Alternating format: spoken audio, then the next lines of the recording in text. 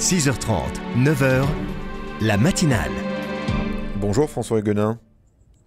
Bonjour Antoine Bélier. C'est l'affaire Griveaux qui tourne en boucle depuis quasi une semaine et qui mérite d'être analysée avec un peu de distance sans tomber dans le piège d'une certaine forme, François, on pourrait dire, d'unanimisme qui suscite votre étonnement.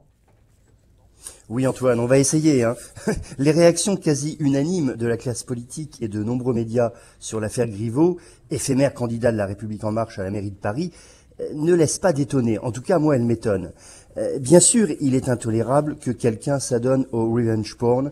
Je traduis qu'il divulgue une vidéo pornographique d'une personne pour nuire à sa réputation. Et un tel acte est sévèrement puni par la loi.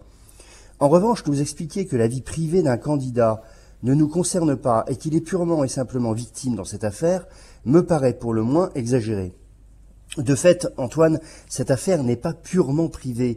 Envoyer une photo de son sexe à quelqu'un que l'on connaît à peine n'est pas anodin. On sait bien que toute image qui circule est hélas susceptible d'être rendue publique, surtout dans le registre pornographique.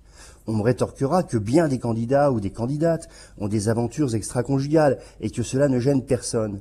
Mais il y a une différence entre avoir une conduite qui peut être jugée immorale et faire acte d'une forme d'exhibitionnisme qui outrepasse les bornes du sens commun.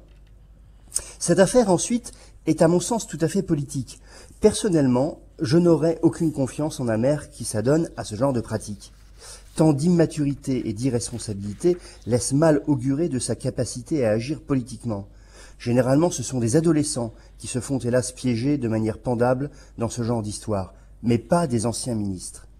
D'ailleurs, en renonçant, Benjamin Griveaux a montré qu'il mesurait que pour nos concitoyens, un tel acte était incompatible avec la fonction à laquelle il ambitionnait d'accéder.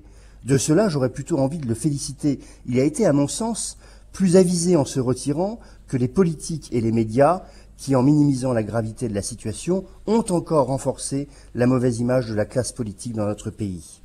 Alors non, Antoine, je ne crois pas qu'il s'agisse de moralisme, mais d'un principe élémentaire. Dans la vie, on assume ses actes et on est responsable. C'est le prix de la liberté. Merci François Huguenin. Vous serez à nouveau au micro de RCF ce vendredi à 9h pour évoquer l'actualité de la semaine. Et cette actualité en fait partie, celle que vous venez d'analyser. Ce sera dans la Formule Club présentée par Sophie Noailles.